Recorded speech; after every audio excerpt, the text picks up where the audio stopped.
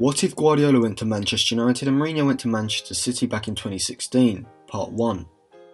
In this video, I'll be looking at a scenario where Manchester United appointed Pep Guardiola as their manager after Louis van Gaal, and Jose Mourinho replaced Manuel Pellegrini at Manchester City. I'll be analysing the potential signings they would have made, where they would have finished each season, and how individual players would have fared. This will be the first of 2 parts, so make sure you subscribe to the channel and click the bell so you get notified when the second part to this video is uploaded. Also check out some of our previous uploads, including our video analysing 3 realistic central midfield targets for Manchester United to sign in January, and our video asking who is Mourinho's next club and is Jose still a top manager. Both videos will be linked in the eye above and in the description below.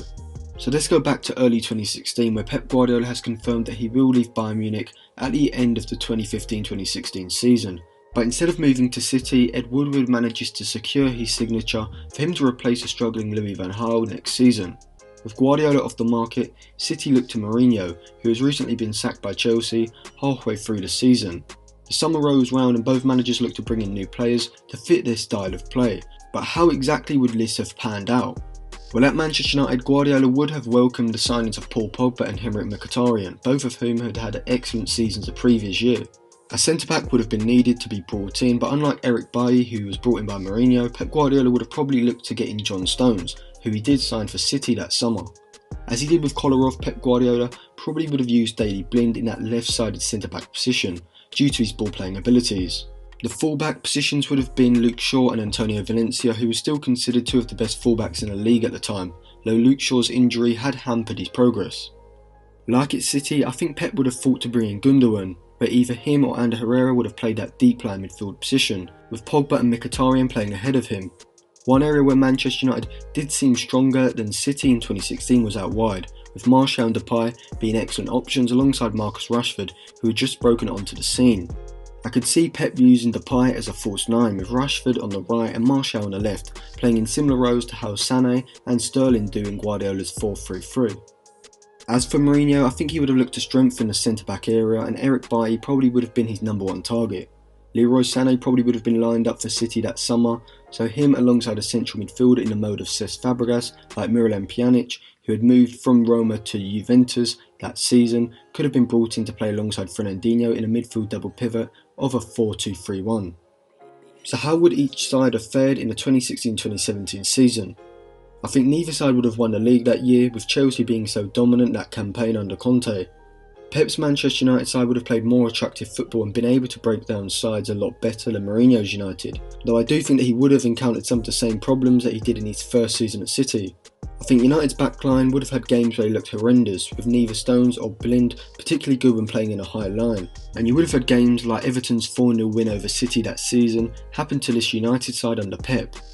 Whether they could have won the Europa League is hard to say, but I think a 4th place finish would have been their outcome. As for City, I still think their squad would have had some major faults, particularly in the fullback areas, though I do think this City side would have been set up a lot better than Mourinho's 2016-2017 United side, as they would have had Aguero up front as well as 2 of the best creators in the Premier League, De Bruyne and Silva, which would have worked well in a disciplined Mourinho 4-2-3-1 system. I think this would have helped them advance maybe to the quarter-finals to Champions League and a 2nd place finish, as I do think this Mourinho side would have avoided the mid-season crisis that Pep City had in the same season due to the style of play and the personnel in the side at the time.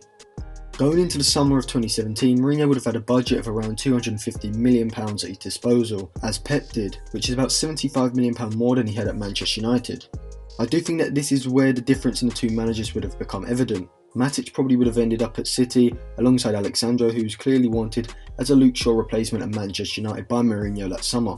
Mourinho would have probably also looked for a Joe Hart replacement that summer, alongside another attacking player like Bernardo Silva and a centre-back, which probably would have been someone like Alderweireld, who would have cost £50 million plus, which the Manchester United board seemed not prepared to allow, as they did want a younger profile player, which is why they went with Victor Lindelof. However, City did show in the summer of 2017 that they were prepared to spend big money, and this probably would have allowed a big statement signing at centre-back to replace the injury-prone Vincent Kompany, and a big money right-back which came in the form of Walker, but probably would have been someone else under Mourinho, like Thomas Meunier for example. With the United board's rigidity when it comes to allowing the managers to bring in the exact players that he wants, it's easy to imagine that Pep would have become increasingly frustrated during the summer of 2017. Unlike at City, where Pep was allowed to bring in Walker and Mendy for £50 million each, as well as Danilo for £20 million in the fullback positions, he probably would have had to settle for Walker as a long-term replacement for Antonio Valencia, but made do with Luke Shaw at left-back. Alexis Sanchez probably would have been signed that summer for around £60 million instead of in January, with the view of playing him as a false nine rather than someone like Lukaku, who Mourinho brought in. With Sanchez coming into a Guardiola side and being played in a central advanced position rather than out wide on the left like he did under Mourinho, I think he would have maintained his Arsenal form for at least another season or two, as a lot of these struggles were a direct result of the lack of fluidity and movement in the attack, which would have been there in abundance in a Guardiola side. With my prediction that United's backline, in particular Daley Blind, would have struggled throughout periods of Pep's first season, I think United may have made a £50 million move for Laporte that summer to partner John Stones on the right. That would have been an outlay of around £160 million, which whilst is a lot, would have still left areas where Pep would have felt the squad was weak, such as in the central defensive midfield, the left-back position, and potentially depth-wise in the attacking midfield positions in comparison to his City side. Throughout the second season, I think the problems that were prevalent in the first season would have rendered their heads again, such as the defensive structure of the midfield in big games, with Pep using two advanced playmakers ahead of a deep-lying playmaker in Gundogan, and the quality in depth throughout the squad throughout heavy injury periods would have forced Pep into playing players who weren't fully suited to the roles that they had to fill, such as maybe Ashley Young and Marcus Rashford in the fullback positions, or Schneiderlin and Lingard in central midfield. Even still, I think Pep's United would have actually won the league ahead of Mourinho's City, but by a lesser margin than Pep actually achieved for City that season. I think with 2 summers under their belt, this is where the difference in quality in both managers would have become to be evident. I could see players like Sterling and David Silva hitting poor runs of form throughout the season and coming under pressure because of Mourinho's restrictive style of play, whereas players like Rashford, Martial and Depay would have flourished with Pep's ability to develop players, enabling a raw United front three to follow a similar development path to that of Sané, Sterling or Mane that season, and I'd predict Martial would have turned into one of the best players in the league and hit over 20 goals that season. The Champions League is always a hard one to predict because the fate of a club's progression can rest on the outcome of one game, though I do think Mourinho would have had some success in pushing City to the semi-finals. This is because at Manchester United there was a feeling that Mourinho's system lacked a world-class creator ahead of the midfield and a world-class striker who could produce in big games, as at this stage Lukaku and Ibrahimovic often slowed up the attack playing as a central striker and had nowhere near Aguero's quality, and certainly in games such as Sevilla in the round of 16, this added firepower could have been the difference for a Mourinho side.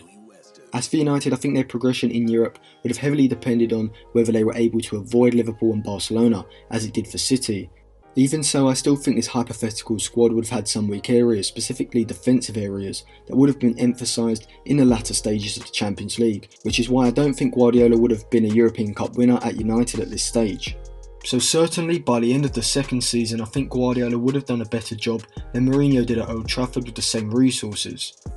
This is partly down to the fact that a Guardiola Manchester United wouldn't have had to compete with a Guardiola Manchester City, but also because I think Pep's player development would have made a massive difference. Players like Alexis Sanchez, Marcus Rashford, Paul Pogba, Anthony Martial, Henrik Mkhitaryan and Memphis Depay would have transformed into completely different players like Sterling, Sané and Bernardo Silva have under Pep's guidance. Mourinho's City would have still launched a good title challenge, though I do think Mourinho's tendency to be overly cautious in some games and his backs against the wall mentality would have caused some issues for City throughout the campaign and meant that they wouldn't have hit the same heights that Guardiola's City did in the same 2017-18 season.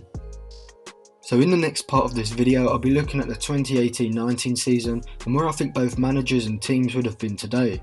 Do I think that Pep would have stuck around, or would the relationship with the Glazers have broke down? And would Mourinho have successfully rebuilt this City side like he did at Chelsea before, or would the dressing room have completely turned against him?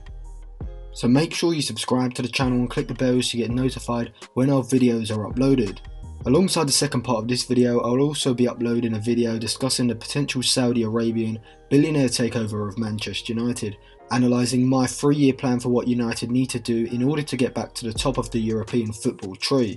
I'll be looking at potential signings to be made in the summer and who should be the manager at Old Trafford and whether or not a sporting director is needed. As always, remember to give this video a like if you enjoyed it and share the video to help the channel grow, and you can also check out some of our other videos which will be on the screen at the end and in the description below.